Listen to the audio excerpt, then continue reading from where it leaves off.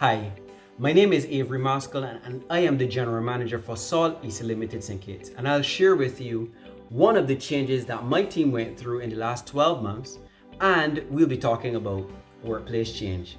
So first of all, I want to describe this change for you.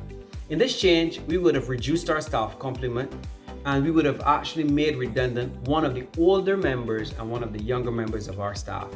It was an imposed change almost instantaneously. And in some cases, we were one of the first companies locally to make this type of change.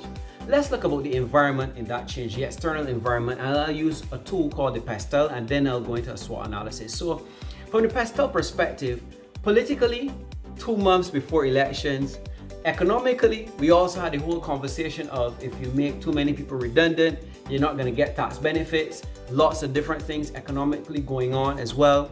There also was a social side because unemployment was actually a risk factor in our entire environment as well. And then you had the whole issue of technological change. So we had some of our staff working remotely, and that was now almost all of our staff working remotely. And there were all the persons within the country moving to remote work. That became a challenge. And then we had the whole issue of we needed to comply with the regulatory frameworks and the changes at the time that were happening right in the middle of an environment that is completely controlled and dictated by the COVID-19 pandemic, which was just declared at least a month before we would have made that change.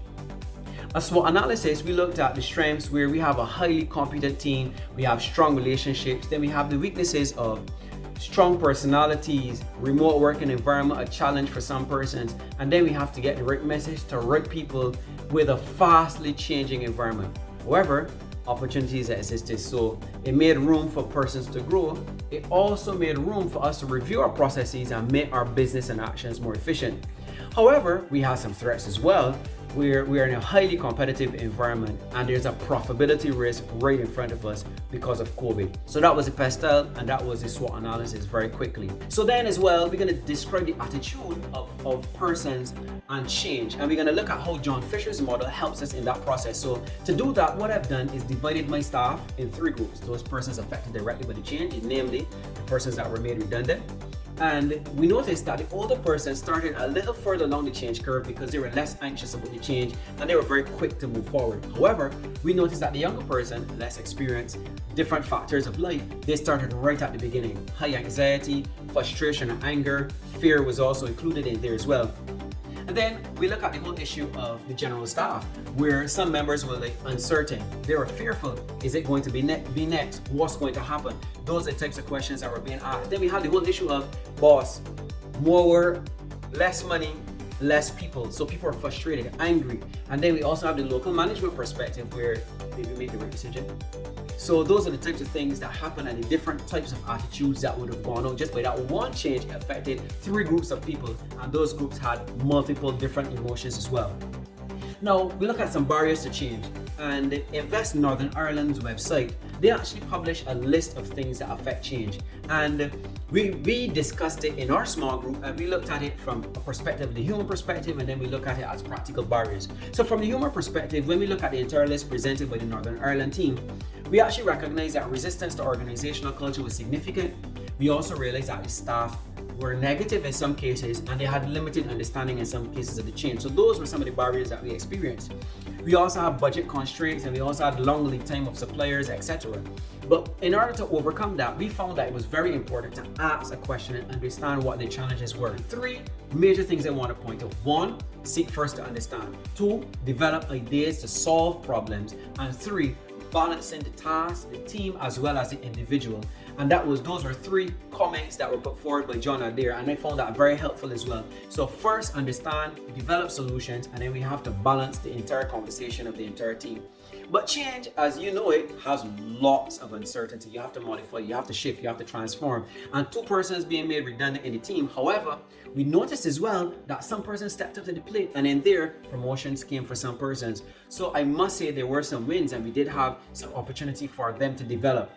We also have to say some big thank yous as well. For almost 1 year, we had hardly any overtime. Kudos to the team for really putting in additional effort and supporting and understanding the cause. So a benefit as well is being able to see a strong, cohesive team.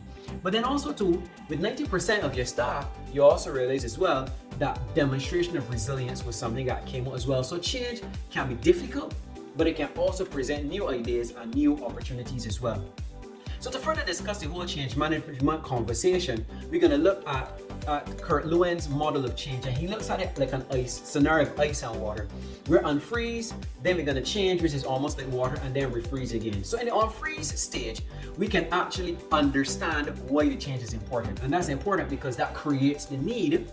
And by creating the need, you can create a strong message to communicate to the staff why this is important. However, it's important to ensure that the employees and the staff and the team are ready for the change. So unfreeze is a very critical point because we need to make sure that people are ready. When we get to executing the change, we need to ensure that we're planning. We need to ensure that we're involving the team in the conversation. However, we need to also ensure that communicating the benefits of the change are always constant, as well as correcting any deficiencies and concepts that are problematic, because we need to make sure at the end of it that the change is properly implemented. So we have to plan and we have to implement. And finally, we have to refreeze. So make it permanent. Support the change. By the way, adding resources, putting better processes in place, and follow up, enforce, challenge, and ensure that the change comes as to what it needs to be, because we need to develop a culture that the change remains permanent. And I'll say, celebrate the change. Very important. So how can the leader actually support the change in this whole dynamic scenario? 1, listening. Actively trying to understand the issues. Include the team in the conversation, which creates buy-in as well. Cross-train, help people to see things from different perspectives so that teams can merge together. And communicate consistently. In my team, at that time, we communicated weekly, and then over time we went to bi-weekly and monthly, but at least ensure that people are having feedback and show the progress. And I would say, eat some food, have some fun as a team. And that leads me into my final point, cohesion. Cohesion can be defined as the strength and the extent of the interpersonal connection which exists between and among members of a group. And it is this interpersonal bond that causes team members to participate readily and remain motivated to accomplish a set of goals. The attitude of we-ness. To me, it communicates the concept of being united, motivated, a desire to work together. And that's like when you choose a team, I want to work with that person because I know they work well. I like to work with them. And the objective is to achieve a common goal. So those are some of the concepts that come up. Unity, united, motivated, common goal, a desire to work together. On the other hand, some signs of poor cohesion could be lack of communication, the I syndrome, I will do it myself. I always want to do it myself. Performance issues, missing deadlines, blame, misconduct. Those things come out as well as poor signs of communication and cohesion. So we want to have a highly motivated team. So I want to point out 3 pillars to doing this. And this was presented by the Predictive Index Group. And they said, first, alignment. Ensure people understand and work towards the same goal. Define it properly. Trust, listening, empathy, honesty. So trust is another one. Alignment, trust. And then we need to understand drivers. So everybody, something makes them tick. So we need to also make sure we understand what makes the team tick to help drive that cohesion. 1, alignment, trust. Then we need to work on drivers. But included in that is we need to train people, help them to understand emotional intelligence, help them to understand about themselves and about how people work together, team building, internal performance expectations and guidelines. That is important as well. And we also need to develop goals and improve our communication around those goals, where we give feedback, listen well. Common grounds, define clear objectives and targets, and address interpersonal issues directly and remove roadblocks. And then recognize team for the actions, because team cohesion is extremely important. And I dare say, it is important to balance a team and manage change and highly perform in this day and age. We can do it together. Thank you.